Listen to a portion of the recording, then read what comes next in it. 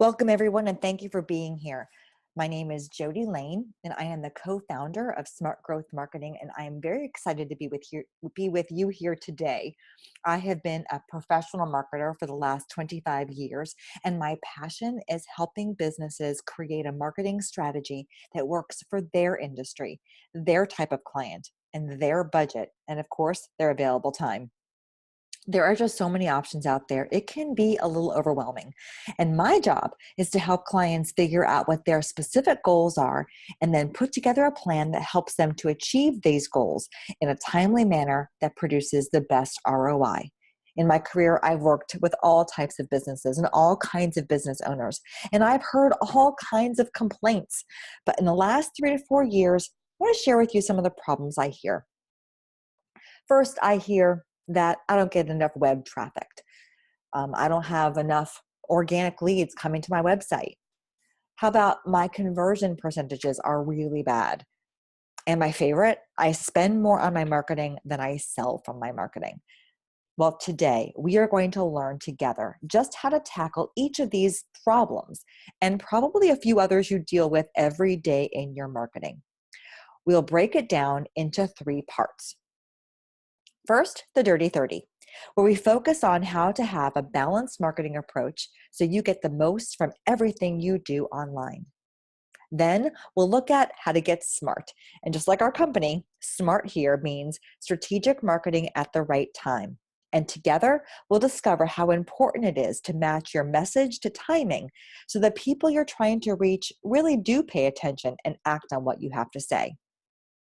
And last but not least, we'll uncover the real secret to all marketing success in our homework section. You'll see soon why we call it homework, but I'm going to give you a hint. It's because it's probably something that you don't already do in your daily marketing tasks. Now, as we go through this webinar, please just listen, take notes, absorb as much information as you can. Each section, the Dirty 30, SMART, and Homework, has a scoring system that will ultimately add up to 100 if you're doing everything I suggest here. But don't worry about the test as you watch.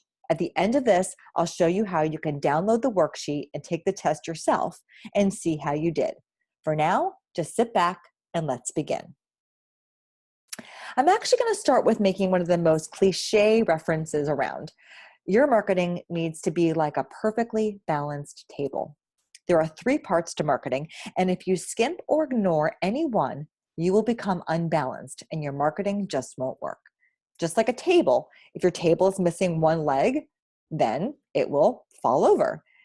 And if that leg is there, but it's shorter than the other two, bam, your table is still going to fall over and it won't do the job it was meant to do. The only way for a table to stand upright and do its job, hold your coffee, give you a surface to write on, whatever, is if the 3 legs are balanced. It's cliche, but it's so true, right?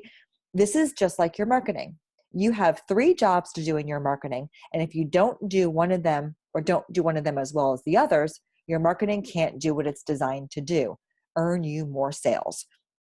You may be wondering, what are these 3 things I'm talking about? Well, this is where we're going to start to talk about the Dirty 30. To understand what the Dirty 30 is, we need to step back and first examine what a person goes through as they make the decision to buy something. We call this the buyer's journey.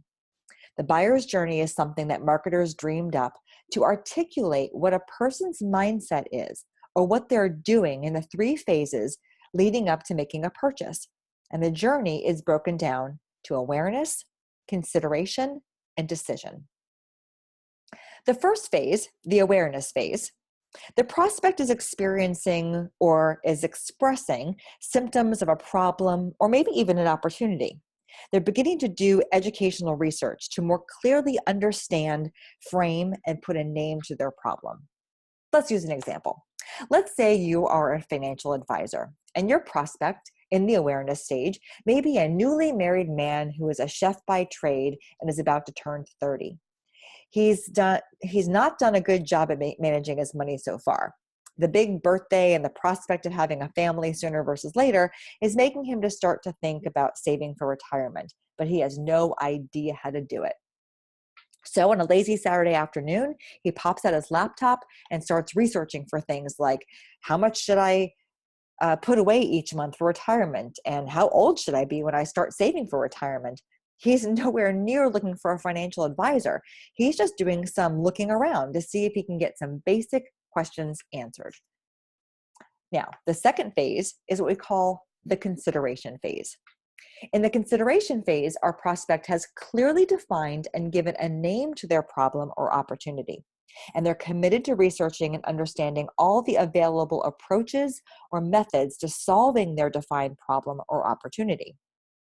In our example, our prospect has likely figured out that he doesn't have the skills he needs to manage a portfolio on his own. So he starts to look at all the different types of ways to save for retirement, from 401ks to life annuity plans and more. He researches the difference between working with a single advisor versus large brokerage houses, and he learns as much as he can to see which path he likes the most.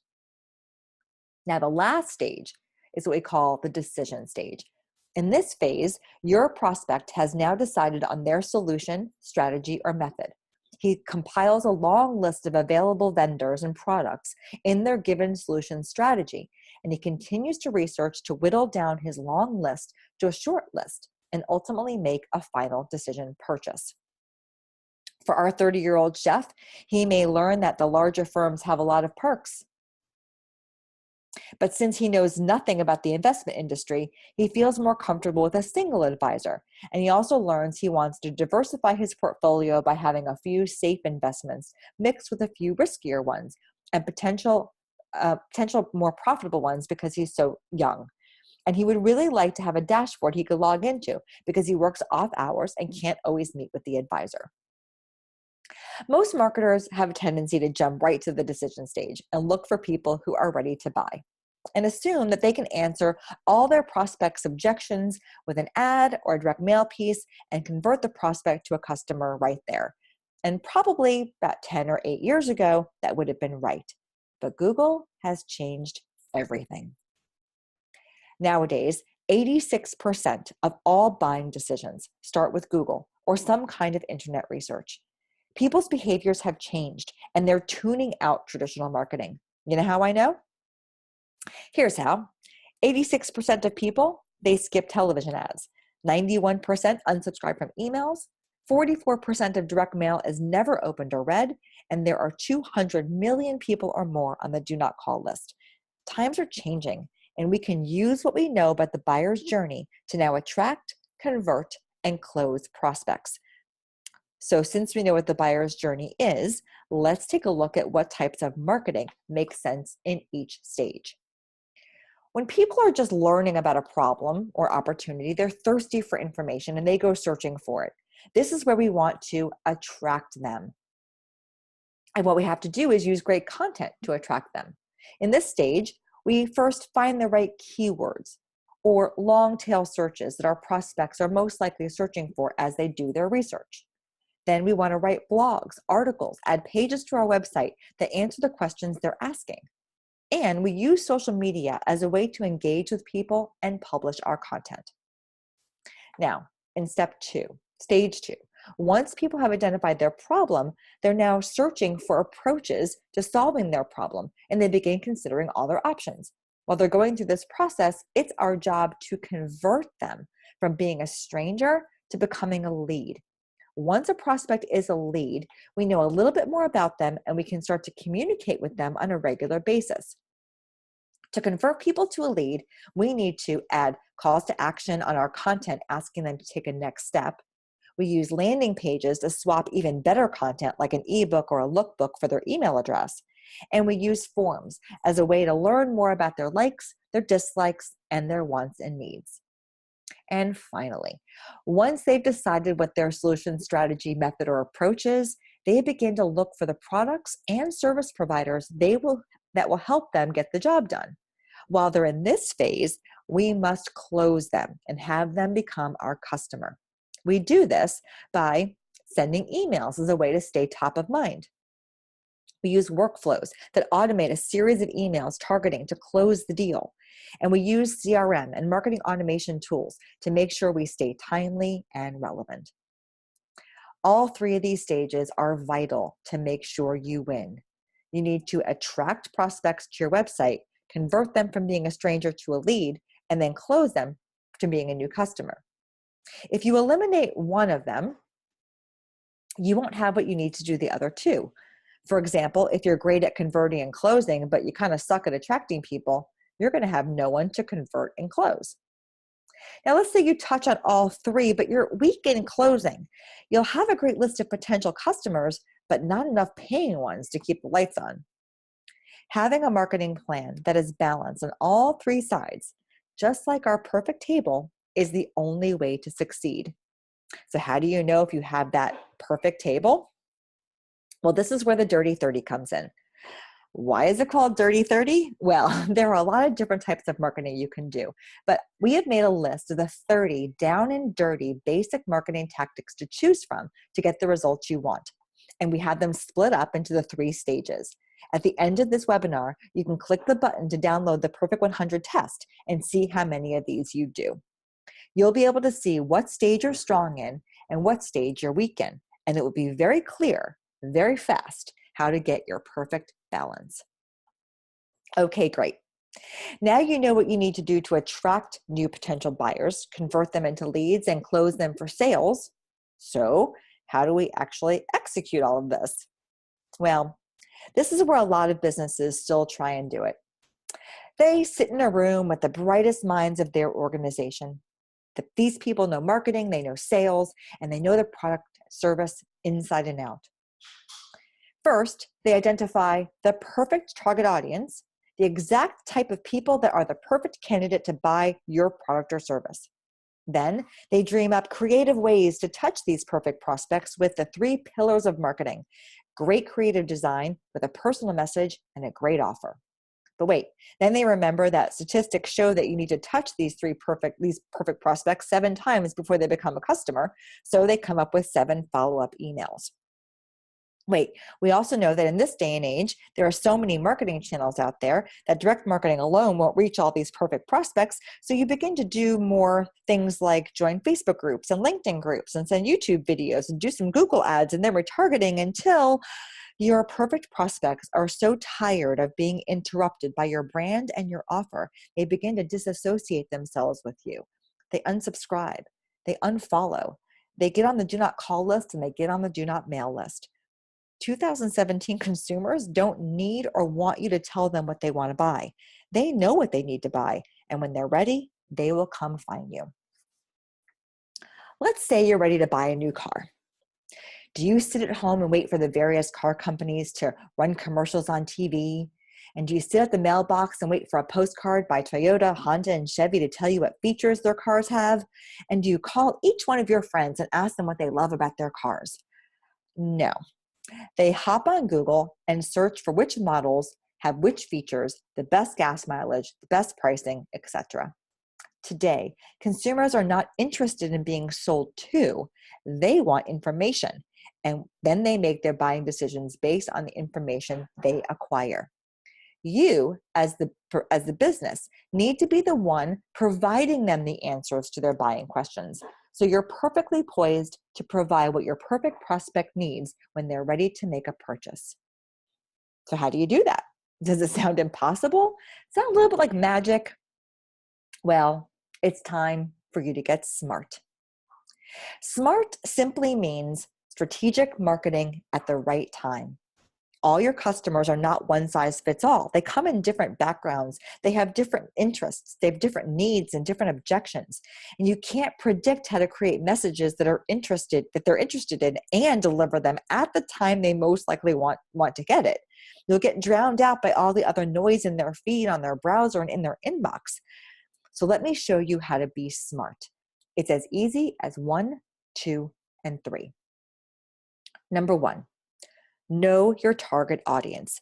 If you've already done this, great. But if you have not done it yet, here's what you do. Start by taking your current database of customers and separate out the customers that fit the profile of your best customer, the ones that always pay on time, refer you to their friends, have been a customer for a while. They understand your value or your product or service. And my favorite one, you like actually taking care of them. Then, using an outside service like List Manager, or if you collect data on your customers, you can even do this yourself. Make a list of demographic and lifestyle attributes about this elite group of customers. Look for things like marriage status, type of work they do, home value, household income, associations they belong to, presence of children. You decide what it's best for you to know based on your product or service and your organization. And the results of this are the description of your target audience. Next, we want to dig a little deeper. So we go to step 2, where we actually take the time to research our target audience and describe the attributes that we know about them. Use real research. Believe me, it is out there to gather this information. Don't just assume you know. Look for things like average age. Where do they get their information from? Where do they typically spend time when they're on the web? What communication style do they most commonly respond to? What problems can you solve for them? And what are their most common objections to buying?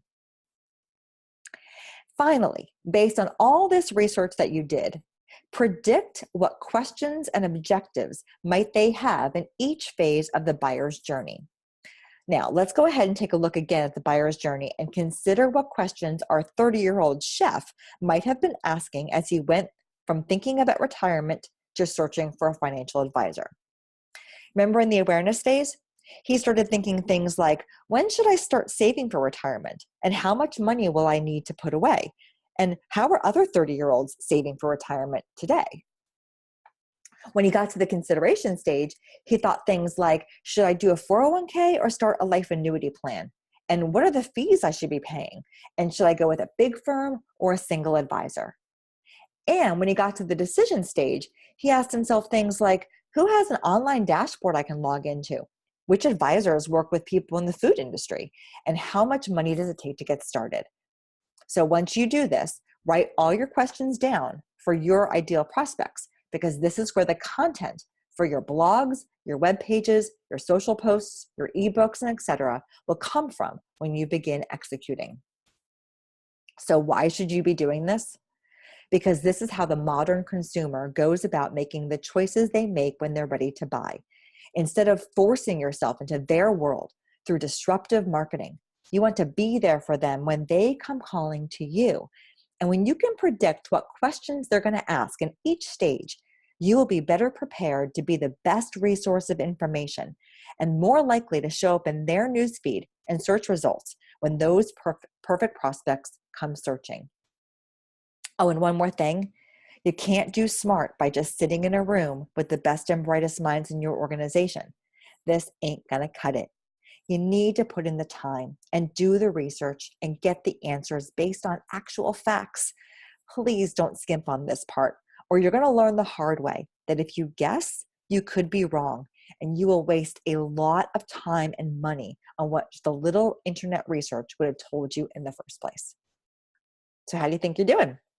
Remember, at the end of this presentation, you'll be able to download the worksheet and test yourself based on what you're learning here to see how close you're getting to having a perfect 100 score in your marketing.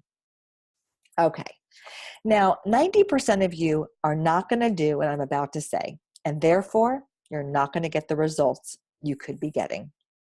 I call this next part homework after observing my daughter. My daughter's in the 9th grade and she's a good student. She likes learning and she enjoys being in class, actively learning from a teacher. She understands studying for a test and trying to recall what she learned from the teacher, but she's frustrated when it comes to homework because when she comes home from school, she's busy and she has other interests and things she likes to do, like making videos and going to theater and baking. And she doesn't want to spend her time to do again what she just did in school that day.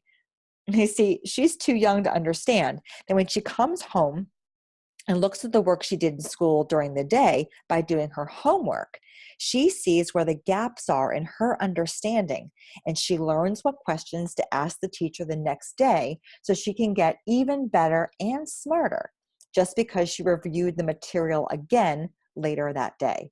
When she gets home, she's just tired and she wants to move on. Part 3 in this process is called homework, after my daughter, Emily. The homework section of what we're going to be reviewing today is the analysis of your marketing after execution.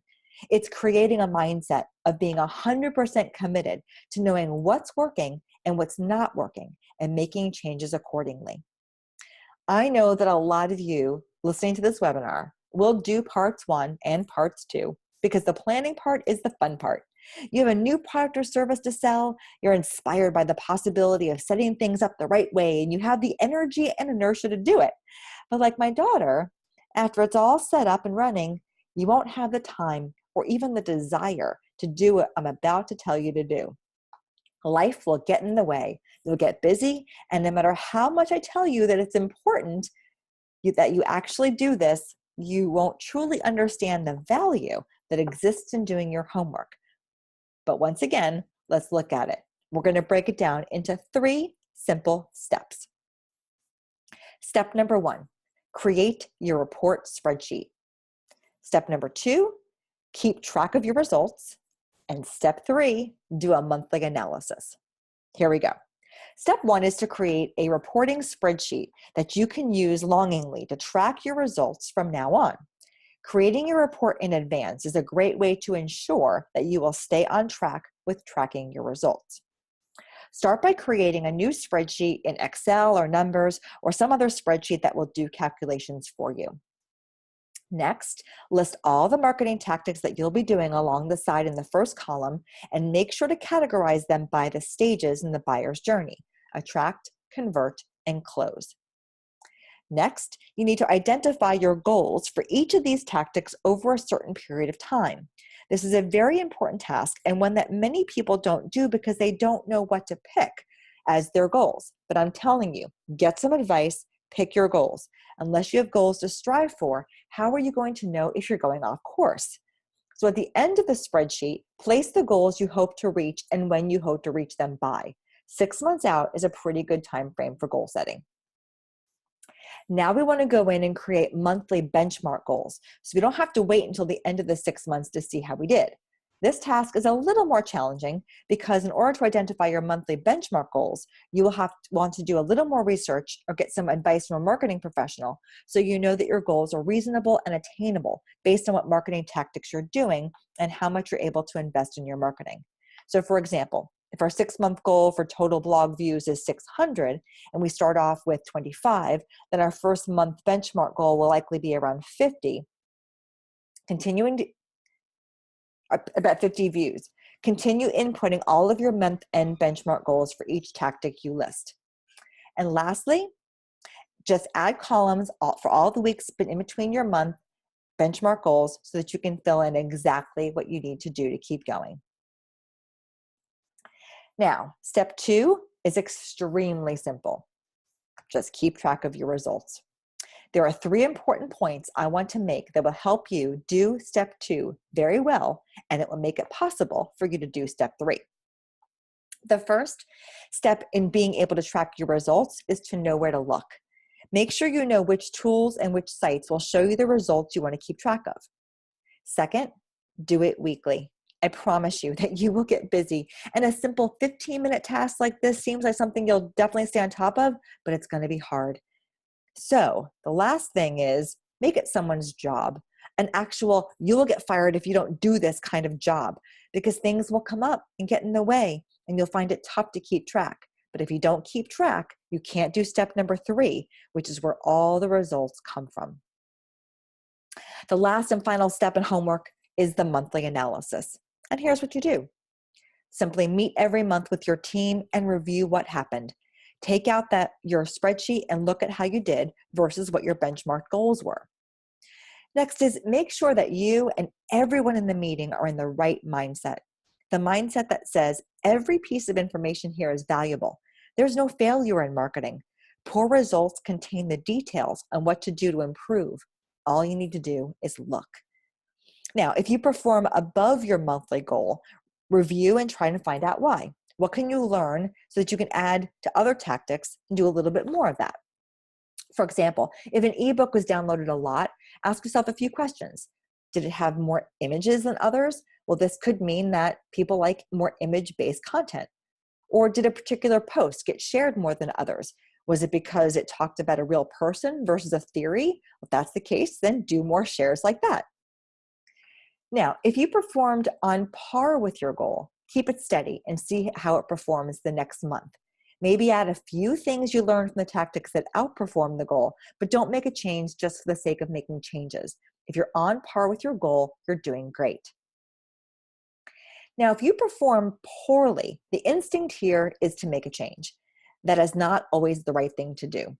Instead of completely changing what you did, come up with a small variation that you think might do better and run an A/B test and prove that your new idea works better. Introduce small changes first, like maybe just a new call to action button or a new headline, and see how they do against each other, and keep tweaking until you get one of your tests to perform up to par. And that's your homework. And if you make it a habit to do this consistently, you will see the results you want. At the end of this webinar, and trust me, we're almost there, you will have a chance to download the worksheet and test yourself in terms of how you are doing with analyzing your results. Will this be the section that gets you closer to the perfect 100 or farther away? You will see soon enough. Now, there's one more thing I want to talk about before I let you go. Because even the best, most detailed, most experienced marketers can still fail if they don't do one more thing. Even if you knew you had a balanced marketing plan, you knew your target audience and what questions they were asking at each stage of the buyer's journey, and you were diligently keeping track of your results on your worksheet, and up to this point had a perfect score, it still isn't enough to get the perfect 100 for the best possible results. Because the one missing piece is automation. You need to automate your marketing as much as possible. Now, you can't automate strategy, and you can't automate creativity, and you can't automate great content. But once you have done all the steps that we've talked about today to ensure absolute success, you need to set everything up so that you let tools help you automate things as much as possible. For example, you should use social scheduling tools like Sprout Social and Hootsuite to have social posts being posted while you do inventory. Have conversion emails delivered with tools like Infusionsoft and MailChimp while you're off speaking with customers in your store. And have A/B tests of your landing pages calculated using tools like Unbounce and ClickFunnels while you're at your office doing invoicing. And run your referral campaign with Expect Referrals or Referral Sasquatch rather than spending hours matching customers using spreadsheets. Do the research or get advice on what tools are the right ones for you. I promise you, whether you are a single proprietor or you have a huge marketing department, not using the tools at your disposal to execute simple marketing tasks is just a huge waste of your valuable time. If you do this, good for you. When you download the worksheet, you're going to get extra points, and that will help you get to 100. Well, now it's the moment of truth. Based on what you heard in this webinar today, what do you think you would have gotten on the test? Are you doing what it takes to get a perfect 100 in your marketing? Go ahead and click the button below, download the test, and see how you do. But if you're watching this presentation today saying to yourself, wow, I want that, and you see, yes, this could work for my business and I want to get started right away, then you're ready for Solution 7. Solution 7 is for people who get the work done. We create the strategy, you have a balanced marketing plan, they know their audience, they track their results, and they automate everything. And most importantly, they get results that just keep getting better month over month and experience explosive growth. So if that's you, and you want it now, then go ahead and give us a call over here at Smart Growth Marketing today, and we'll be happy to share with you what Smart Solution 7 is, how it can change your business, and how you can get started right away. Thank you so much for your time today. This has been Jody Lane with Smart Growth Marketing. I hope you've learned a lot and have a wonderful day.